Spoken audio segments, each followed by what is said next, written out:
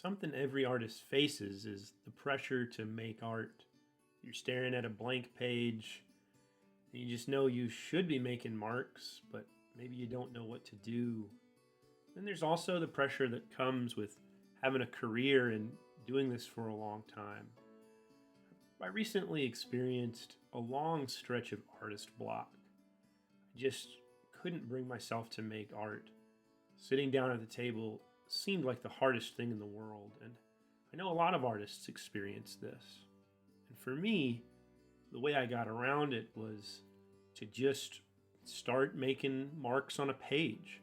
This is an exercise I've done in the past. I just start putting watered down ink on a blank sheet of paper. And this time I decided, I wanted it to be on this tan paper because I happened to have some transparent burnt umber ink that I hadn't used in a while. So I was just going to start putting stuff down. I didn't know what it was going to become, and I never just started evaluating it until I get marks down. And there's some eyes, there's a nose. I know I have a face, but what's it going to be? Heck, your guess is as good as mine at this point. At one point, I think I was trying to make like a guy in a helmet, and then I started, giving these whiskers that came out, and I didn't know what they were going to become.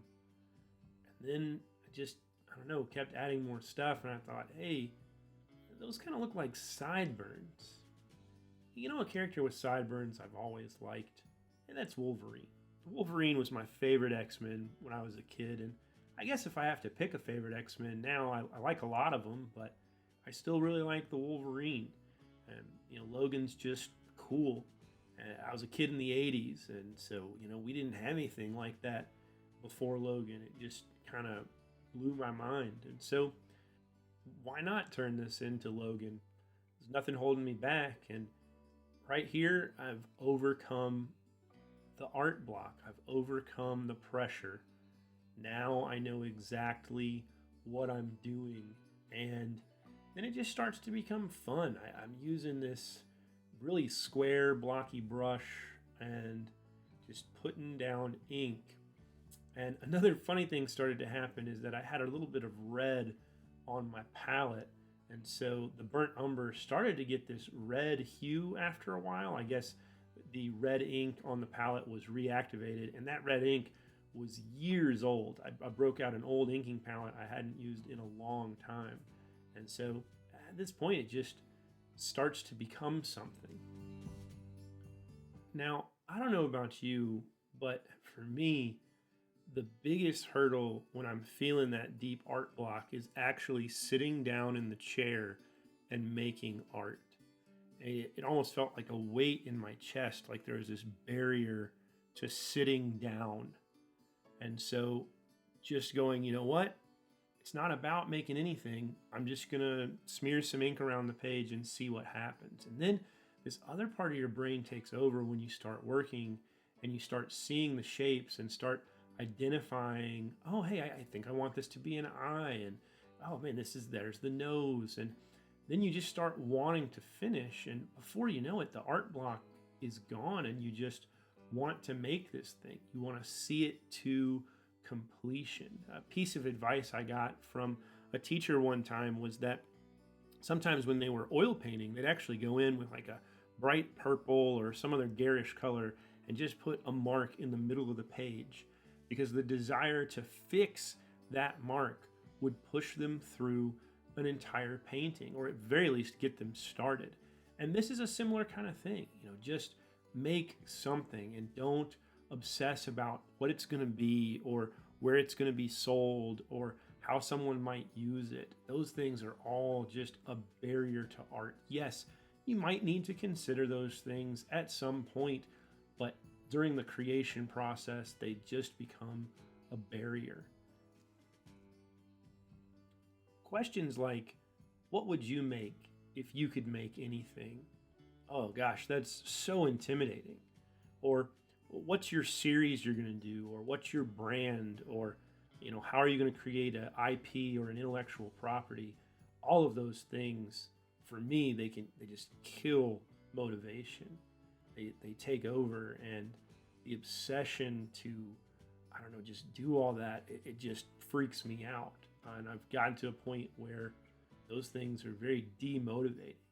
But fixing something, being like, oh, this ink blob looks like Wolverine, and now this Wolverine doesn't look exactly the way I want. So I'm gonna start putting more marks on the page, and then you start to remember, oh yeah, art's fun. And it honestly, it reminded me of being a kid when I first got a copy of How to Draw Comics the Marvel Way by Stan Lee and John Buscema. And oh man, I was so pumped. I got it for Christmas when I was 10, and I opened it up and found it showed you how to draw Wolverine on one of the pages. And so I broke it down with all the circles and the blocks. And when I was a kid, I never had artist block because I was just making art for fun. There was no pressure, there was no end game. I wasn't trying to feed a family.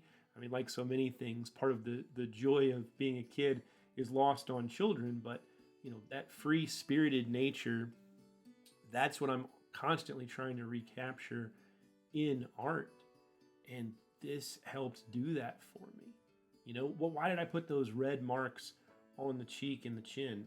I don't know. They just felt like they looked cool. At this point, it's just making this Wolverine look more like a Wolverine that I want to see. What sort of ink lines do I like? What are my aesthetic choices? And I really enjoy leaning into that stuff. And largely for this, I didn't use reference either, though at some point I will eventually pull up a face, usually of an old man. I've got some stock reference that I keep in a little folder to get into. But for the most part, I mean, this isn't based on anyone else's Wolverine drawing. This isn't based on another piece of art. This is just me doing my thing, and it feels so good. And I think, gosh, what if all of the artists out there were just doing their own thing? What if we could all just relax and make some art? And hopefully that's exactly what you can do, and maybe it'll help you get over your artist block too, if that's something you're experiencing. Now, at some point, I started bringing in white, and I'd done this with ink drawings before, but usually on white paper. You use the white to fix where you mess up with the black ink on white paper. But something about the tonal nature of the paper, I've used white colored pencil in the past. I thought, well, that might be cool, and it just started unlocking this whole thing. And so what started off as what I thought was just going to be an ink drawing for fun turned into a whole little painting session where I was just playing around with marks and figuring out different forms, and just, I don't know, the joy took over again.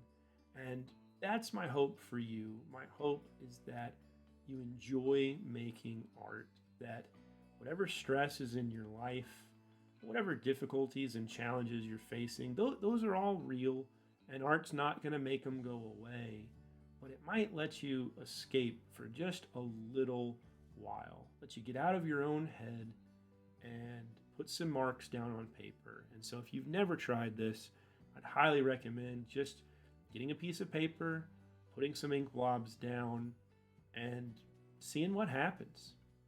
Who knows? Should be fun either way. Well, that basically brings us to the end here. Wolverine's just about done, and I think I've said all the things I wanted to say to you today, or at least the things I hope you've heard. If you're this far in the video, please like, subscribe, share it with a friend. If you want to follow me on social media, all those links are down below. I'd love to see you more. And if you like talking about art, I do a monthly hangout on my Patreon, and that's patreon.com/samflegal, where we talk about various art techniques, sometimes a little Norse mythology, and always up for having more people come and hang out and join the conversation. Anyway, thank you very much. Have a good day.